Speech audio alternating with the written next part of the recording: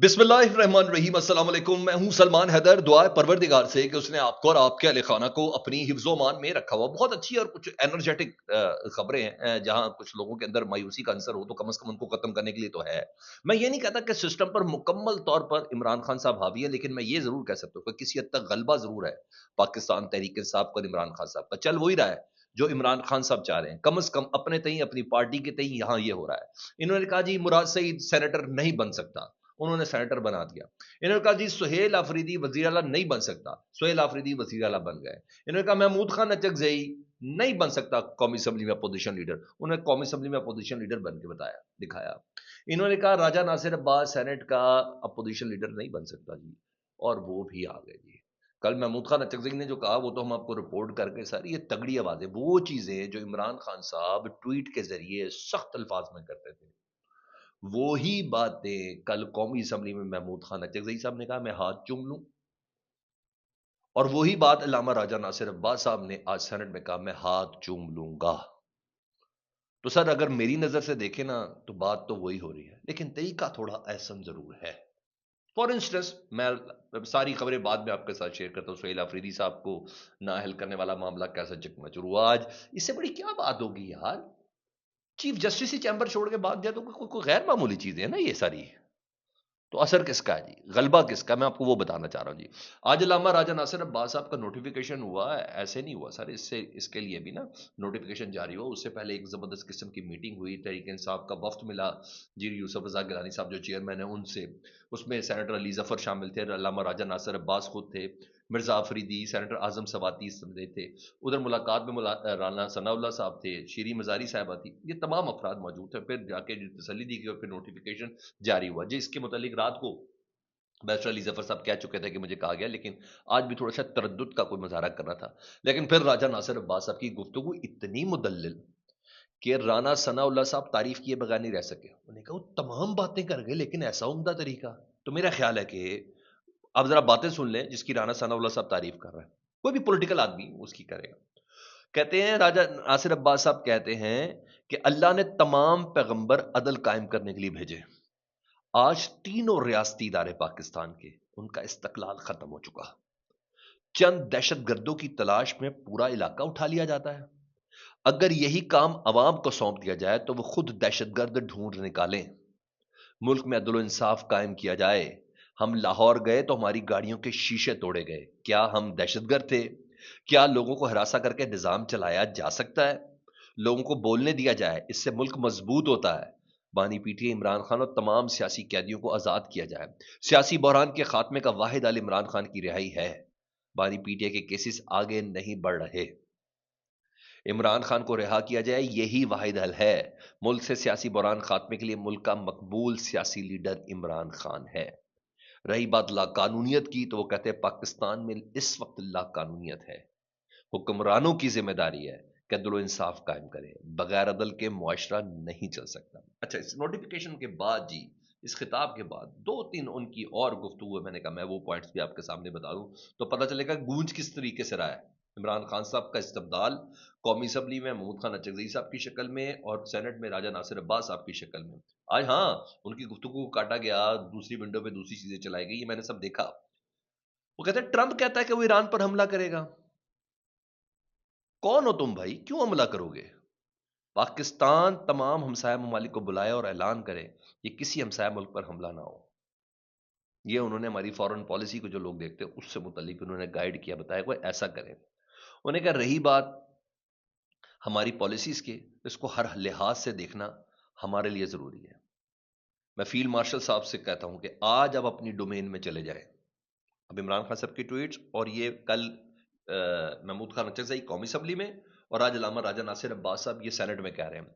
उन्हें कहा field marshal साहब से कहता हूं कि आज अपनी डोमेन में चले जाए आर्मी चीफ साहब, तो मैं उनके हाथ चूमूंगा। मेरे खानदान ने जंगें लड़ी हैं और साथ दिया है। एस्टेब्लिशमेंट वाले कहते हैं, अब ये डीजे आईएसपीआर को एड्रेस कर रहे हैं। उन्हें कहा एस्टेब्लिशमेंट वाले कहते हैं कि उनका सियासत से कोई ताल्लुक नहीं। ये राजा नासिर अब्बास कहते हैं। उन्हें क्या, क्या आप एस्टेब्लिशमेंट सर पर कुरान रखकर कह सकते हैं कि उनका सियासत से कोई ताल्लुक नहीं? आप अपनी डोमेन में जाएं, मुल्क का दिफा करें। آپ ڈومین میں جائیں، ہم سلوٹ کریں گے. چیک کریں سر. کہتے ہیں لوگوں کا سسٹم سے اعتبار اٹھ چکا. جب بھی کوئی سسٹم عوام کا اعتماد کھو دیتا ہے، اس کی سافٹ اور نیشنل پاور ختم ہو جاتی ہے. یہ طاقت گولیوں، ٹینکوں، جہازوں اور توپوں سے نہیں بنتی ہے. واضح کرنا چاہتا ہوں کہ میں عمران خان کا باوفا ساتھی ہوں. مجھے سینیٹر بھی اسی نے بنایا. کبھی بھی اصولوں پر سمجھوتا اور آئین کی خلاف ورزی نہیں کروں گا. پاکستان کی حفاظت، اس کی سلامتی کے لیے جو بھی بن پڑا وہ میں کروں گا. جناب اس طریقے سے آج علامہ راجہ ناصر عباس صاحب نے اپنا استبدال پیش کیا ہے. آج وہ یہ بتاتے ہوئے نظر آ رہے ہیں. انہوں نے کہا بالکل میں طے ہے کہ سب سے پاپولر لیڈر نا عمران خان ہے، اور نیشن بلڈنگ یعنی قوم کو متحد اگر کوئی کر سکتا ہے وہ صرف عمران خان کر سکتا ہے. پاپولر لیڈر ہی یہ کر سکتا ہے. پلیز اس سلسلے میں ذرا سوچیں. تو میں نے کہا کہ عمران خان صاحب کی وہ تگڑی توانا آواز جو ٹویٹ کی شکل میں بند کر دی گئی تھی یا ملاقاتوں کی شکل میں بند کر دی گئی تھی، مجھے کیوں ایسا لگ رہا ہے کہ کل قومی اسمبلی میں محمود خان اچکزئی کے خطاب سے، علامہ راجہ ناصر عباس کے آج کے سینٹ کے خطاب سے وہ آواز ہر طرف گونجتی ہوئی نظر آ رہی ہے. مجھے ایسا لگ رہا ہے جی. ادھر سر سہیل آفریدی صاحب کی نااہلی، ظاہری بات ہے بہت سی چیزیں ان کے اوپر 26 نومبر علیحدہ ہے، ان کے اوپر 9 مئی علیحدہ ہے، ان کے اوپر ہری پور کا الیکشن علیحدہ ہے. سر فی الحال ہری پور والا معاملہ تو بالکل کھس گیا نا جی، بالکل ختم ہو گیا جی. ضابطہ اخلاقی خلاف ورزی کا نوٹیفیکیشن قابل سماعت ہے یا نہیں، اس پہ فیصلہ الیکشن کمیشن نے محفوظ کر لیا. چیف الیکشن کمشنر اور دیگر جو ممبران تھے اس کے 4 ان کی موجودگی میں ہوا جی. بابر نواز صاحب کے وکیل اعظم سواتی نے الیکشن کمیشن میں دلائل دیتے ہوئے موقف اختیار کیا کہ سہیل آفریدی نے 23 نومبر کو الیکشن عملے کو مخاطب کرتے ہوئے کہا اگر بدمزگی ہوگی تو صبح کی روشنی نہیں دیکھے گا، جس کا مقصد دباؤ ڈالنا ہے. چیف الیکشن کمشنر نے سوال کیا کہ صبح نہ دیکھنے کا کیا مطلب ہے. کہ وکیل نے کہا جناب مطلب ہے کہ صبح آپ کی ٹرانسفر ہو جائے گی، ایسا نہیں ہوگا. اور رہی بات ڈومین کی، تو انہوں نے اس فیصلے کے حوالے سے کہا، پوچھا نا وکیل نے کہ کیا اس کیس میں سہیل آفریدی کی نااہلی ہو سکتی ہے. ممبر الیکشن کمیشن نے سوال کیا، تو جس پہ نااہلی ہو سکتی ہے الیکشن کمیشن حکام نے کہا بالکل ہو سکتی ہے. تو پھر ان کے وکیل نے بولا جناب ضابطہ اخلاق کی مبینہ خلاف ورزی کا کیس بنتا ہی نہیں ہے. چیف الیکشن کمیشن کی سربراہی میں جو یہ بات ہو رہی ہے تو کم از کم آپ کو یہ پتا ہے کہ جہاں الیکشن تھا وہ تھا ہری پور، اور جہاں یہ خطاب کیا گیا وہ ہے حویلیاں، تحصیل ایبٹ آباد کا، جو NA 18 میں شامل ہی نہیں ہے.